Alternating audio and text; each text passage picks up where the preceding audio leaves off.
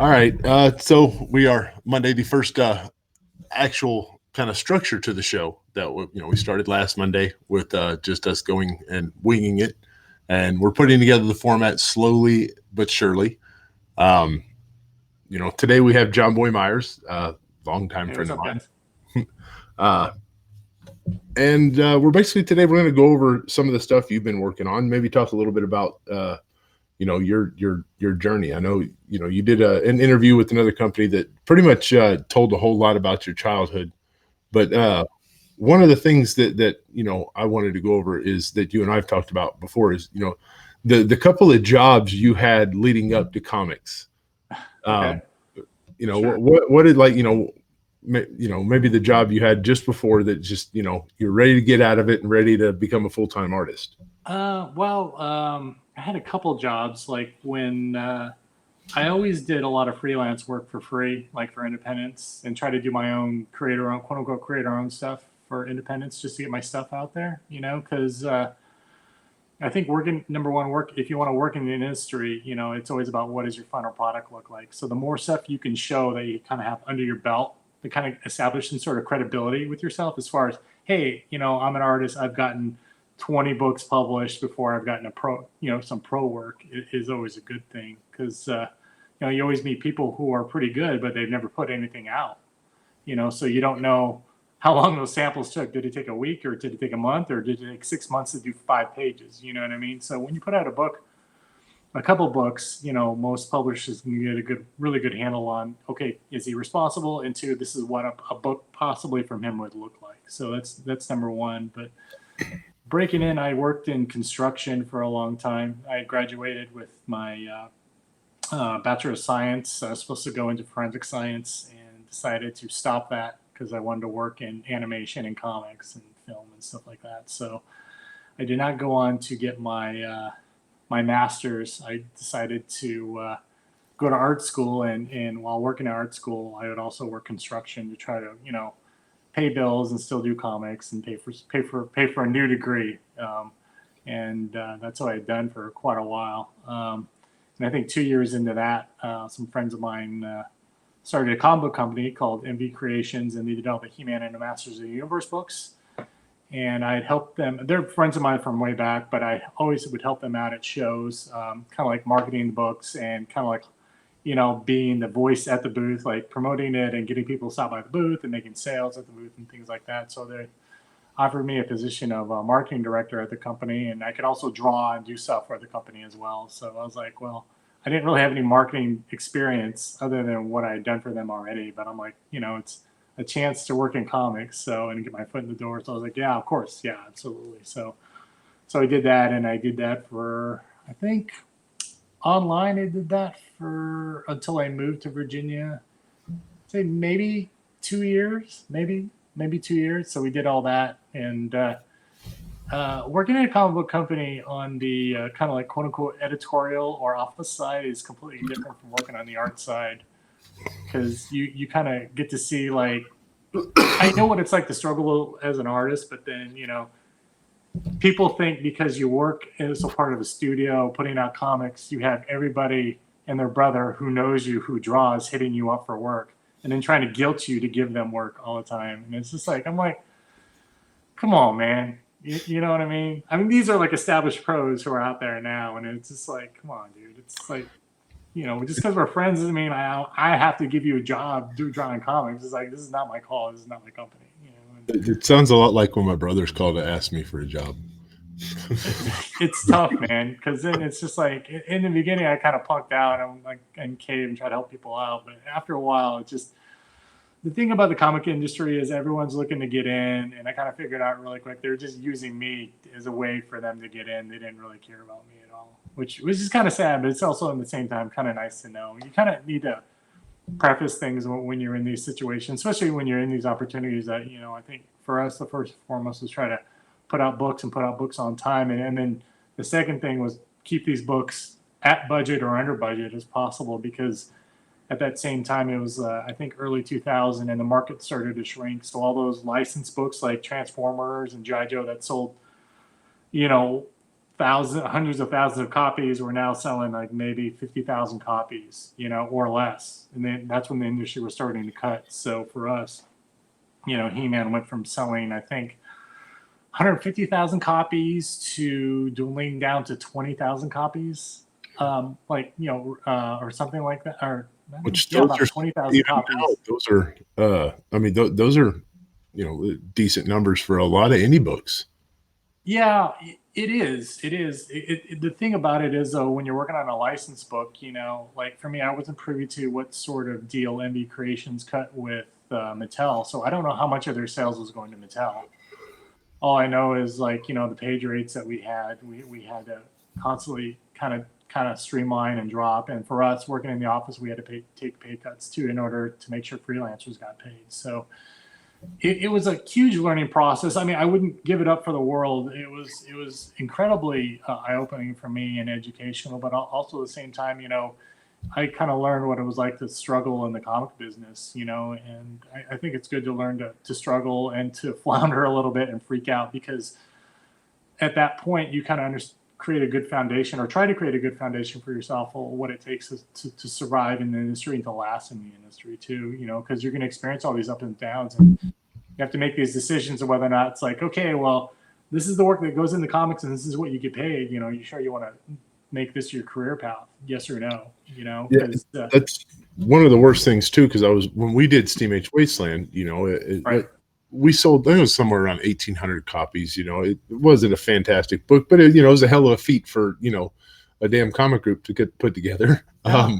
But and in talking with the guys at Antarctic Press, as far as payment went, I was thinking, okay, well, we'll be able to pay the artist something decent here. Because they had all agreed, they knew going in, we didn't have money. We were just asking people to do stuff for fun, and we can give you some comps. We can do this, that, or the other. Well, at the end of the day, a lot of like fans don't understand that just because there's 1,800 copies sold, we don't get $1,800. You lose half of that to Diamond right off the bat. You got to pay for printing. Yeah. Yeah, and in printing, and then you split it with the publisher for their, and then from that, then you divide up among the artists, and it's like broke out to be like $3 a person. I mean, it was god awful. Of course, we had like 25 artists working on the book, so I mean, it's it wasn't much, but it does kind of put everything in perspective as to how little money there is into the when you start out. There is nothing to be had financially when you're just starting out. Well, starting out, I think it's important to like really kind of earn your way. And for me, I never wanted to get paid for any of my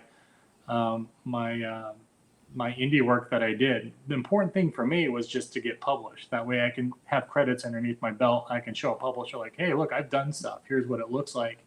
And try to make sure that stuff looks as good as it possibly can, because it's kind of like creating a resume for yourself a little bit. That way creators can envision, or like comic companies, like the corporate comics can envision like, oh, okay, well, this is what his stuff looks like. So we put him on this, we kind of know what we're going to get. It's like, okay, cool. But at the same time, you're also working like 2 or 3 jobs on top of that. For me, I was working jobs and also going to school, and it's I didn't get a lot of sleep during that time. But again, it's kind of like understanding that struggle, because I think if you make it too fast without paying your dues, you really don't appreciate where you're at. You know what I mean? It's kind of like, Yeah. so I mean, I'm very glad that I struggled. I mean, I still struggle too, but I mean, I think it's made me appreciate like what it's like being on the top, especially when you're at the bottom. So No. always good. So let's see what else we got here. Let's see. One thing, a lot of artists are always asked, what's your favorite cover you've drawn, or all of Right. them. What's your, or what's your least favorite cover? And it's like, I don't want to tell you my, what I don't like about myself. Don't let me pick myself apart here. What I want to know is, is there a cover that you got that you were excited for initially, but when it come time to put pen to paper, you were struggling a little bit creatively, like kind of overanalyzing, overthinking it, like, oh, well, this isn't going to be cool enough. I need to go here. I need to do this, need to do that. And just kind of end up stressing yourself out a little bit. I think that's every cover, because every cover kind of falls short of what you want. I think the covers that I'm more happy with are the covers that I'm allowed to do where I don't have a lot of like editorial mandates or things imposed upon me, like it needs to be like this. Because I think the thing you need to understand now, comics are under branding, so it's the equivalent of working on a pair of Nike shoes or a packaging art for Oreo cookies or Pringles. That's basically what it is, because you're coming up with concepts, you're sending it off to the editorial team. They have their ideas, but then they take it to head editorial, and head editorial takes that also to branding and says, well, does this cover fall in line with what we think Superman is, what we want Superman doing? Do we not just like this guy's art or whatever? They'll give you notes to work on, or they'll give you mandates and say, well, it needs to hit these tiers. You need to put this in. You need to redo that. So there are times it's still enjoyable work, but you're getting more direct feedback on what's expected of you to put on these covers and things like that. So sometimes those are really fun, and sometimes those are really frustrating. But you got to look at it at the end of the day as work's work. I mean, there's other cover artists, I'm sure, like Stanley. Anything he draws, like it's just like, hey, it's done. And but I think for the rest of us, probably we it's a little bit more iterative in the stuff that we have to do. But I think that's kind of part of it that goes into the creative process, because sometimes what I initially wanted to do, and then if you have a really great editor like Mark Chiarella, when he was over at DC, put his 2 cents in and says, hey, look, this is great, but if we did this and this compositionally, I think this would pop this off more. And it's like, those are really great opportunities to learn too, especially from people who know what they're doing, how to craft Chiarella's worked with the best, and he knows, like, when he tells you something like, hey, do this because this is what works. He's trying to help teach you, like, hey, to make yourself a better artist or better cover artist. So, I mean, every job's different. I'm not always super happy with the stuff that always comes out. But usually the ones that I'm allowed to just kind of go crazy on and have fun with are the funnest ones. I think the ones that I really enjoyed, I think I did some IDW covers for their Marvel Action Spider-Man. Mm-hmm. And they were pretty chill about whatever I wanted to do. They let me do. And it was pretty solid. I enjoyed that one. Yeah, those are a lot of fun. And then I did... I think Rye Fallen World, the first Valiant cover I ever did for them, was a lot of fun. It was like, hey, you want to do this? I'm like, I don't know. Like, didn't they want to make the cover previews? Yeah. So, they just said, have fun with it, do whatever you want. Just give us some cool thumbnail sketches. And I did that, and I said, okay, cool, go for it. And it turned out really good. I think it's one of the better covers I've done. So, yeah. So should we start a thing? We got that previews remarked by Stanley. Should we get one remarked by Jonboy to hang on the wall? What's that? Yeah. We were in New York, and Stanley had a Vampirella previews. The previews for, what is it? November, October, whatever it was. And he just doodled on it and handed it to Greg. So now we have like the one and only remarked previews catalog. Oh, that's cool. Yeah. So I mean, they take up a lot of space, and you have to put them in a shadow box to frame them. But they're neat. Yeah, I've got, like I said, I think the Bloodshot one I did actually made it to the previews. That's my first previews cover ever, which was pretty cool. I was just like, oh, wow. Because I thought there's so many other cooler Valiant covers I felt like they could have used for that, but I'm really honored that they chose mine. But yeah, I guess I should do more remarks, man. I don't really understand the acrylic pens too much, because I bought these pens that turned out to be too wet, and it just soaked through the cover and warped it. And I just felt like, oh, man. Well, I mean, there's different kind. Like, I see a couple of guys that, Stanley, he'll just use like a Sharpie. I mean, he'll just use a Sharpie to do a remark. Side profile, like he would do on his, a little less detailed than that. Oh, yeah. You can't see it. Well, I'm not gonna pull it off the wall, but one of his quick sketches. He basically just does a headshot on the cover, and that's it. And then you got, Tyler Kirkham, who does some pretty detailed stuff. And then you got Mike Mayhew with his 5 levels of remark. Yeah, I'm kind of like, it's like it's not a remark, it's a painting at that point on a comic book. You know what I mean? It's kind of like, but I guess, I just get a commission from you at that point, honestly, personally.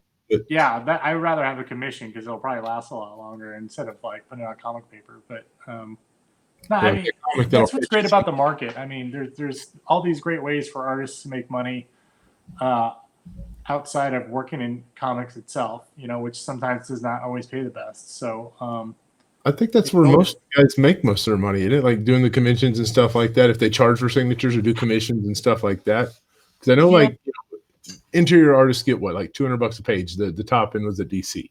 I think, I think the bottom end was I think 120 to 140 now. You gotta remember it's a global market now. So, Yeah. because like when I first got in, it was 160 a page, and now like this is like when was this? It's like 2000, right? So I think 160 a page is actually considered a better tier rate, is from what I hear, which is kind of shocking. So, Yeah, but because it was Clayman and Tom King were when they were talking about the bat.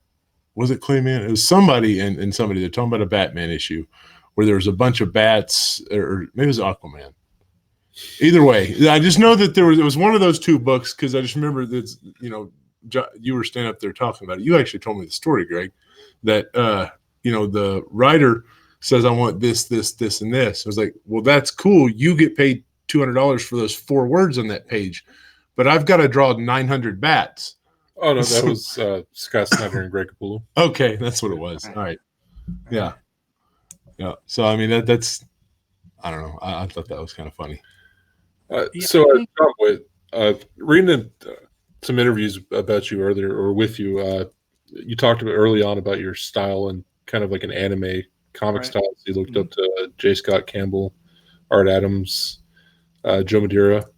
Did you encounter like any resistance with your style early on in your career? People will say that, oh, you're just biting Madureira, you're just biting Campbell or Pearson, and it's just like, you know what? I mean, these are guys that directly have influenced me, but I mean, I like to think my stuff is kind of moving past that now. I would like to think it still kind of has that flavor a little bit, but I don't know if it actually feels like that anymore. But I mean, that's fine. People have their opinions. I don't really care. It's just when you look at, there's so many people who are inspired by other creators. Like Clayman is a huge Olivier Coipel fan. Same with Kim Juancito. And I mean, there's a lot of guys emulating other artists. You know what I mean? But then when you reach a point, you start evolving past that. So I think it's okay. I mean, if people want to throw shade at you, it's just like, yeah, your words don't hurt me. I don't care. It's like I'm getting work, so it's just like I'm not. I'm not trying to steal work from Joe or anything like that. It's like, give me a break, It's ridiculous. So, like Sean Murphy, he was told early on to change his style, like with DC and stuff like that, if he wanted work. So, I mean, did any company ever tell you, like, more traditional, less anime or anything? Well, I think in terms of Sean, I think we all got the same talk because at DC, more books have much more of a realistic style. Mm-hmm. So I was told early on too, like I'm too cartoony, and I was told that at times I'm still too cartoony. So that if I want, more mainstream work, it needs to be more, more realistic. I had a publisher tell me that if he had 20 artists that draw like Brian Hitch or Ivan Reis, he would be happy. And I'm just kind of like, yeah, but I was like, all your books will look the same. It's like there's no identity to the book at that point. It's all just a bunch of looks like the same guy. I mean, that's one of the things that I personally I value, like your style, like as opposed but as a compliment in comics to like a Matina and Archer, something like that. They are great at what they do. You're great at what you do, and they're both good. They don't have to be the same thing. Art is subjective. It's not for every piece of art is not for everyone. You would think so, but from a branding point of view, it makes perfect sense because there's just consistency. Everything looks the same, but the thing about it is the thing becomes rubber stamped on everything, and nothing. All of it blurs together. Which is the bad part, I think. But these are the things. These are hurdles that you come across when you're working in comics that you have to make these compromises. You can either say, you know what, I'm gonna stay true to my own art and do what I want to do, versus compromising and having to change and be more realistic. Because now I feel like my stuff is too detail heavy now, and I'm just kind of like, I kind of want to get back to more fun, open stuff. So the stuff that I'm working on now, my own stuff, like Princess Dragon Killer, like I'm trying to get back to that fun, energetic, super energetic, open anime type style where I can just kind of do whatever I want and not have an editor or a publisher like tell me I have to redraw because it looks too cartoony. So those are opportunities where you can just go and do your own thing. And I think there's enough variety in comics where, you can have that choice where it's like, I'm just going to do my own thing and put my own stuff out and be true to what my art is instead of feeling like I have to make compromises in It's order. like, well, here, why don't you have someone else draw it? Because that's how I draw. Yeah, I've had that conversation with editors. Like, well, we want you to draw it more like this. I said, well, you should hire that guy. So you kind of hired me. You kind of know what you're going to get. Yeah. I say it respectfully. But Yeah. at the same time, you're just kind of like, look, man, I understand if I'm your choice C here, but we got to get this book out the door in 30 days, and this is kind of what you're going to get from me in 30 days. You can't pep talk me into drawing like your choice A. That's not how this works. Well, I mean, the thing is, there's a lot of creators that when a writer comes on where he wants, like a big name writer comes on and they're letting him have carte blanche, he has his list of guys that he wants. So, it's like, hey, I want this guy to do this. And if the guy says no, then he's like, okay, well, what about this guy? What about this guy? I mean, it's not about getting hurt feelings. It's just like, sometimes you got, you got to have an artist draw the book, and the art really has to fit the narrative, in my opinion. So you have a book that's very youth oriented and youth centered. Like, you should have an artist that has a very energetic, youthful style that lends to the characters in the book, helps the narrative along, helps punch things, like what the story points need. But sometimes that doesn't always happen, and that's out of my hands. I have nothing to do with that.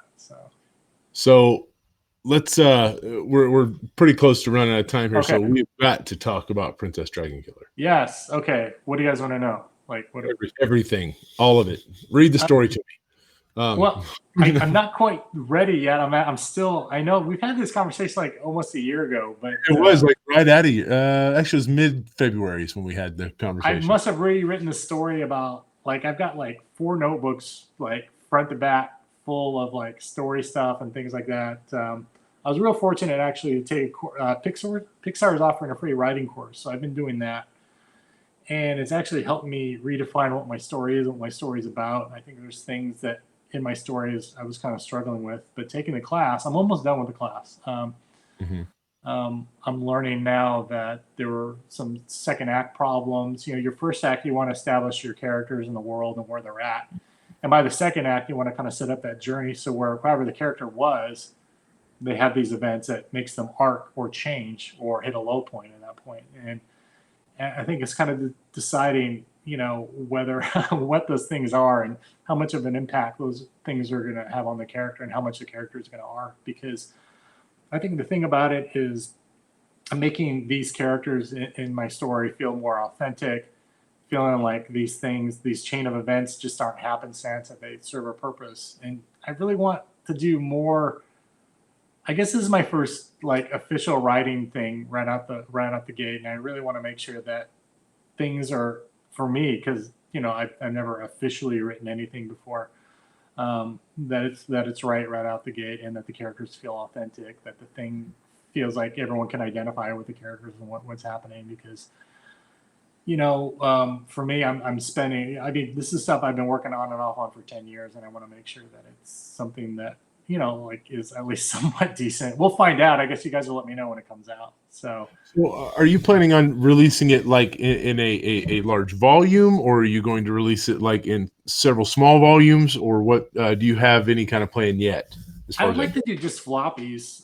The idea is hopefully my pitch should be ready probably in a couple months, because I'm almost done with the class. I can just reshuffle my story notes and actually have a really good story timeline set up, and then I can just work right off of that. Oh god, what were we saying? What? Sorry. So are you going to release it in like floppy like where you can do like you can have guest artists come on and do like variants for like if you're doing a Kickstarter, or are you going to do more of release it as not necessarily a hardcover, but as a very large, almost like a trade paper, like something a little more square bound, like and Yeah, like I want to do. looks I'd fun. like to do floppies, like sending out my pitch. Hopefully, it ends up at someplace like Image Comics or something like that. Would be great because I love the Image model. They just kind of let you do what you want to do, and whatever makes money, you just pay them their publishing fee, and the rest is kind of like you get. It's a really nice model.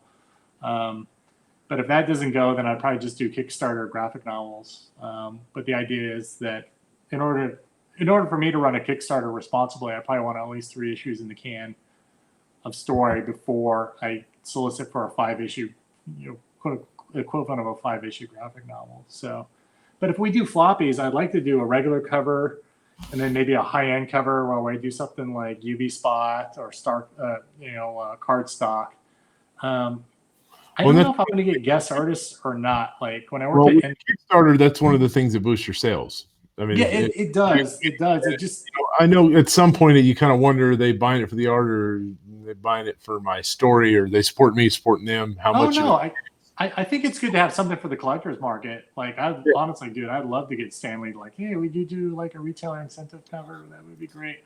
I would love to do something like that. I think it's just what people's budgets are looking like, what my budget looks like, because working on your own thing, and then I'm taking writing school right now, and I'm working on some like a marbled license game, and I'm working on like basically my creator own, and also doing covers for publishers to try to keep the lights on. It's all these like my money is kind of spread out because I got to pay my bills and then try to think about like, well, if I want to do a retailer cover or do some alternate covers, I want to be able to pay people I want to bring on, like who are really my friends. I want to make sure I'm paying them a good, fair rate, and supporting them, because it's really cool to get your friends to hook you up. But, I know for a fact that if Stanley were to do a cover for me, just to be cool and support me, is fantastic. But that is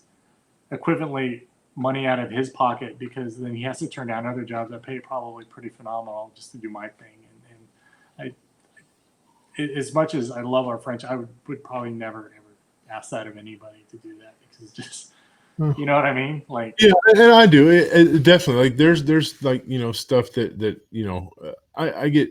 One of the things I get all the time is like you're a little different because we're all friends, right. all of us. Like we're not just like, oh hey, we're friends at shows. Like we're actually friends.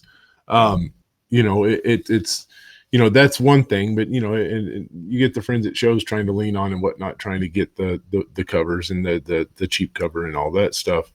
And that happens from time to time, and sometimes he takes it, sometimes he don't. Right.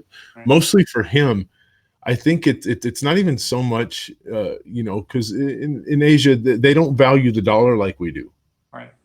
I think mostly for him it's a creativity thing. It's a what is going to get his flow, his artistic flow going, is I think one of the bigger things for him. At least in my experience, like there's been some books that I've suggested as retailer incentives, and he's just a retailer variants, and he's like, no. Not interested. But it's gonna make it. No, not feeling it. Okay. Well, yeah, you want to have like the things you do in your spare time. You definitely want to make sure they're fun. Like I think for my stuff, I probably just want like, hey, look, just don't make it X-rated. This is all ages book. Don't like there's not going to be boobies everywhere. Maybe don't call Kunka. Right. Well, you know what though? If I had a sexy character, you know what I mean? I'd be like, dude, like do a sexy pose where make it tasteful. Just don't make it X-rated. You know what I mean? Like, Which maybe, I mean, his Deja Thoris I thought was really good. I loved. Yeah, I mean, he knows. He knows how to done really well too. Yeah, he's got a good handle on it. You know what I mean? If you tell him like his Red Sonja covers are pretty much, yeah, man, like very tastefully done. It's sexy, but it's also at the same time pretty empowering, because these women are very. I feel like a lot of his stuff that he does is very much about empowerment, which is sexy without compromise. Yeah, but it's the character is sexy, but she doesn't care about being sexy. She'd rather punch you in the face than be sexy. You know what I mean? It's one of the things like when our first cover with Captain Marvel that we did, that was one of the things. A lot of the, I was like, man, she's really pretty, but she will beat my ass. Yeah, I think it's be true to the character because these characters should be able to own. I hate to use the term, but like own their sexuality. If you know what I mean. Like it's they understand that, shouldn't but really it's define them, but it should be part of it.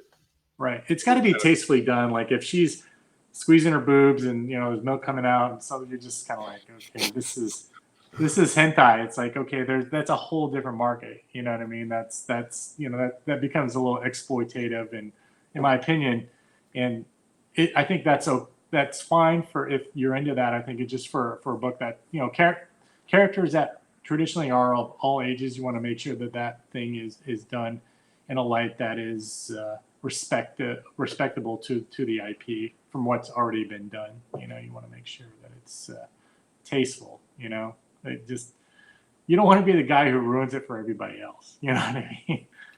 So kind of like one of the weirdest things. For some reason, you talking about that just kind of brought up something that I saw. So, you've done work for Brian Pulido, and Lady Death is wildly popular character. Sure.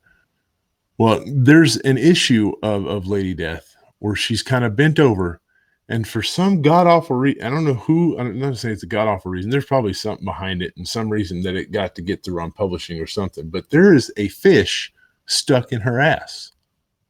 What? And I swear to God, it exists. Matter of fact, I'm going to try to find it real quick. Just the world famous fish in the ass. Yeah, I kind of hate that when that happens. I guess that happens when you're drawing. Fish just comes out of nowhere and jumps in your ass. But the thing about that, I think, not to make any excuses for Brian, I think Lady Death, Vampirella, are part of that '90s bad girl thing, where those characters were hugely exploitative in the things that they did and how they posed, and very provocative and very tongue-in-cheek. And I think that not to say that it's right or anything like that, but I'm just saying the market kind of expects that is par in line with what you've gotten in the past for that character. So stuff like that is kind of okay for that character because it's been done in the past, and that's core to who that character is, in a sense.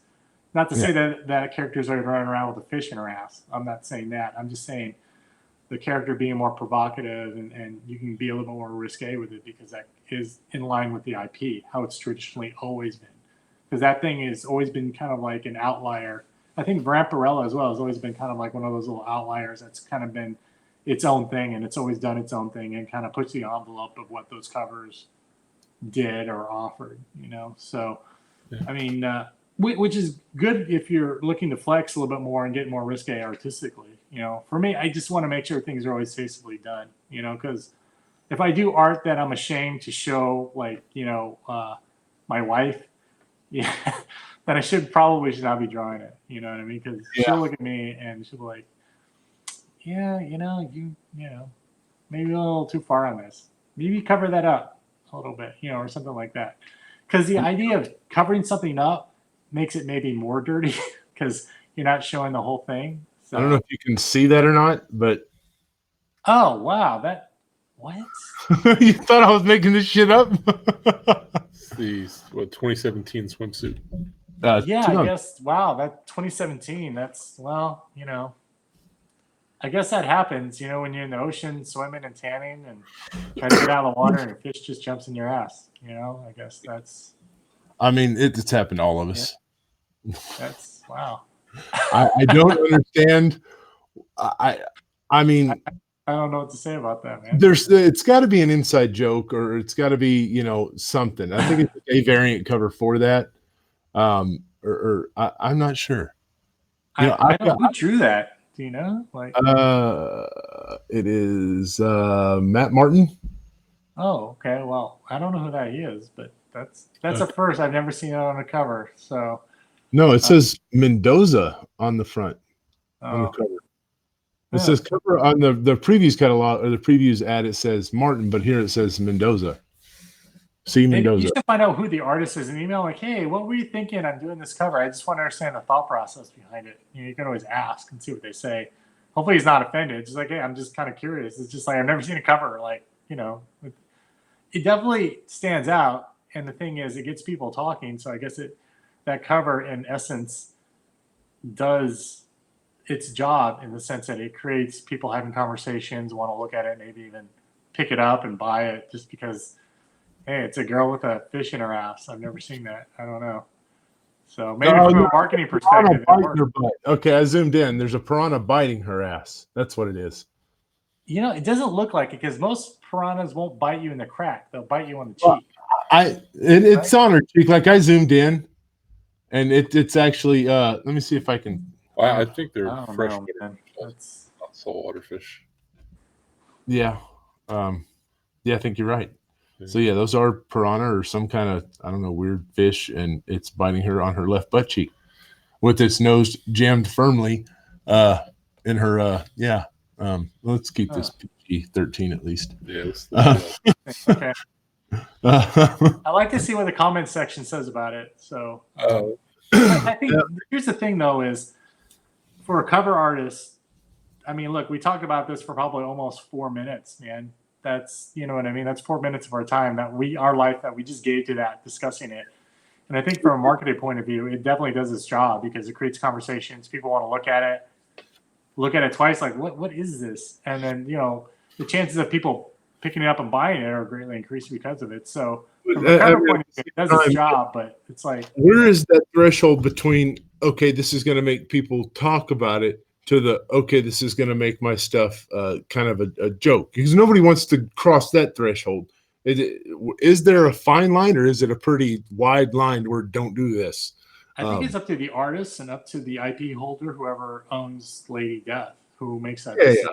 Yeah. Well, obviously, you know, he you know, there's not a whole lot that guy does that's wrong at this point.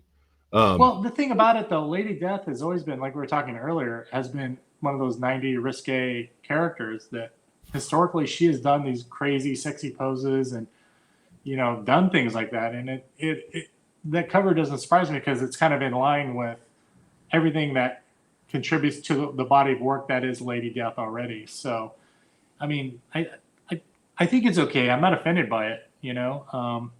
And I think for fans who are of Lady Death, who grew up with that and understand that is part of the genre, that I think that's perfectly okay. But, you know, I mean, here's a better look. Okay, that does look like she's getting the. Okay, well, there's okay. And then here is the signature. Yeah, I don't know who drew that. Yeah, I'd always be kind of curious talking to the artist. Like, I mean, that was through Avatar too, so I don't know exactly how much creative control Brian had over that. Right. Well, Avatar is historically more risque comics too, so that goes in line with the cover goes in line with what their company is about. You know, what their market is. So, not say it's good or bad. It's just that's their market. That's who they cater to. So, I mean, it's you know, all things from ask Brian when and if I ever get him on the show, and I will ask about it. Yeah, you should. Well, I mean. I'm sure there's a lot cooler stuff you could talk about, but yeah, I'm sure you're like, one last question. We got to talk about this fish in the butt thing. Like, he probably knows exactly what you're talking about too. Oh, I know he does. You know, we were talking, Greg and I. We were talking. You know, we got to find. You know, like a lot of people have that one question we ask everybody. They ask everybody. I think I just found our question. Have you ever drawn anything that you don't want anybody to see? And like. Yes, like my answer is yes, absolutely. It's just stuff. It's just like my old work is just like when people bring it at shows. I hate looking at it. It's like it's like an ex-girlfriend popping back up into your life, and you're like, hey, it's like super awkward. You know, you're like, oh, man. But then when people say, "Oh, this is my favorite thing you've ever done," I'm just like, "Oh, that's cool." I'm just like, you know, I do all this other cool stuff now. Check it out, but. You know, I mean, I guess art. That's the thing about art. It speaks to everyone differently, and you just never know what's going to resonate with people and what doesn't. Just because when I draw something, sometimes I don't necessarily like it, but might be a lot of people are like super excited about it. I'm just like, oh, cool, like you know, but. Like there'll be things like I'll be talking with Stan, you know, and like you're saying to like the Vampirella 4 cover, you know, originally it was just a print for Sideshow, and when Dynamite decided to finally publish that for Vampirella 4, Stan, me and him were talking. He's like, "Oh, it's so bad. My art was so terrible back then." I'm like, "What are you talking about? That is one of the things that like threw you onto the market. That is a very, it's a lot of people's first image of the stuff you've done, of your work. That whereas you might see all the glaring issues, the rest of us see, hey, that's a damn good Vampirella, man." Yeah, it just kind of, it's kind of interesting. I mean, it's too bad that did you guys get paid again because it got used for a cover, or is this I don't know. I didn't get paid any. That's him. No, I mean, I'm sure it would be nice if Stanley got paid for reuse. I don't think they do that anymore. Used to, if they use your cover for one thing, and then they repackage it for something else, they used to pay you again. Stanley could probably retire off of what they printed from Vampirella 1 through 6, with the way they did that. 97 different covers of the same image. But the thing is, did Stanley get that money or did Dynamite get that money?